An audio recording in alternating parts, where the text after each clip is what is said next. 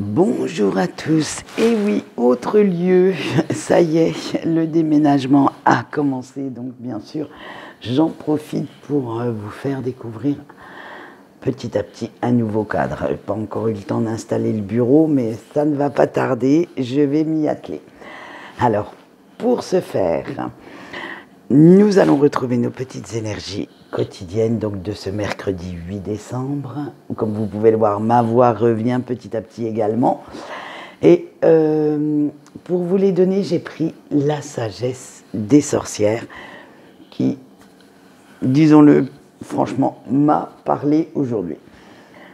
Allez, bien, c'est parti. On a eu Samhain, on a eu la tour du guet de l'Ouest, la grande prêtresse, le rituel et la déesse. Alors comme vous voyez, c'est des énergies encore un petit peu d'amour, encore de partage, de douceur.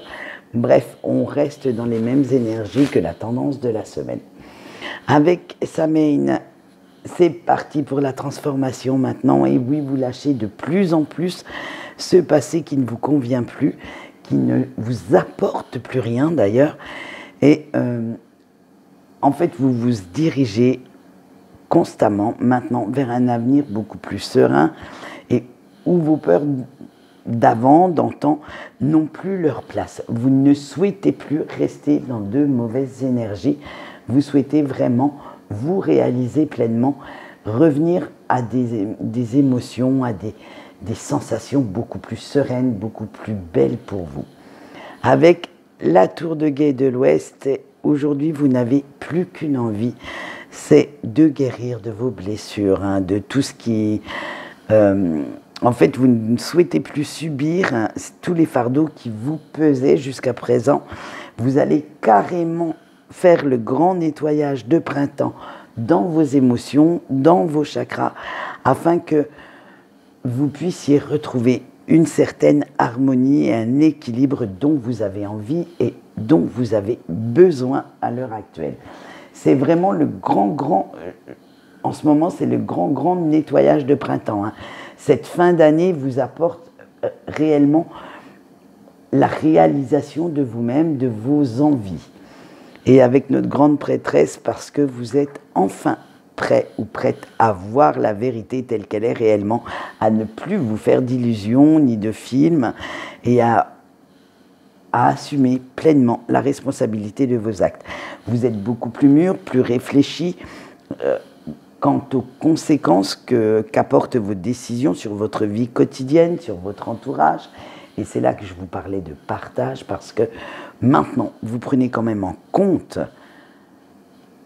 les choix des autres. Vous vous dites, eh bien, en fait, ce sont leurs choix, et vous avez les vôtres à faire. Vous les respectez également, mais vous souhaitez aussi respecter les vôtres. C'est-à-dire que vous ne souhaitez plus aller vers les autres simplement pour plaire. Vous allez aller vous diriger avec le rituel, même si vous savez que vous ne vivez pas en autarcie, parfois c'est dommage, mais bon, c'est comme ça, et qu'il faut aussi prendre en compte les conseils que l'on vous donne, les avis qu'on vous donne, ou tout simplement ce que souhaitent vos proches. Vous prenez ça avec une certaine sagesse, un certain recul. Vous les intégrez bien dans vos choix, dans vos décisions, dans tout ce que vous allez faire.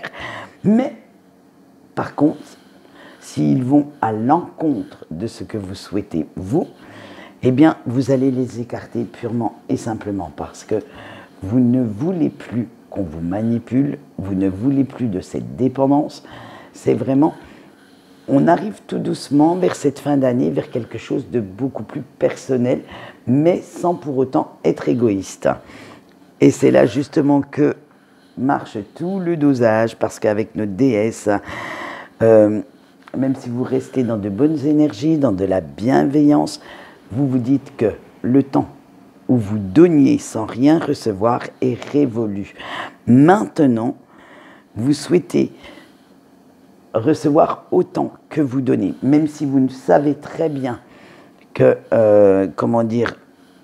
que chaque acte ne peut pas être récompensé, ne peut pas être suivi, j'allais dire, même si, alors, je vais employer un mot qui m'est venu, c'est même si vous n'êtes pas vénal, mais vénal dans le sens pas seulement financier, mais aussi émotionnel,